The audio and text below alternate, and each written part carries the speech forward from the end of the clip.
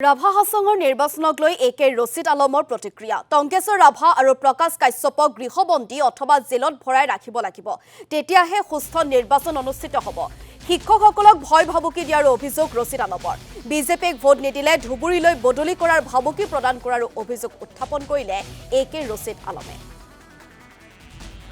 মই আগৰ পৰা কৈ আছিলো যে ৰাভা হাছং অটোনমাস কাউন্সিলটো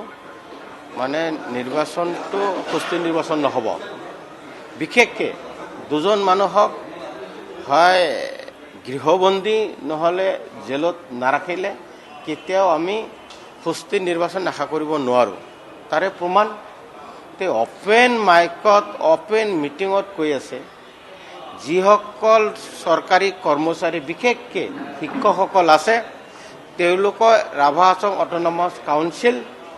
তেওঁৰ পক্ষত তেওঁলোকৰ কেণ্ডিডেটৰ পক্ষত কেম্পিং কৰিব লাগিব যদি কেম্পিং নকৰে তেওঁলোকক ধুবুৰীত ট্ৰেন্সফাৰ দিব আৰু নহ'লে বৰাকত ট্ৰেন্সফাৰ দিব শিলচৰত ট্ৰেন্সফাৰ দিব গতিকে মই এতিয়াও নিৰ্বাচন আয়োগক কৈছোঁ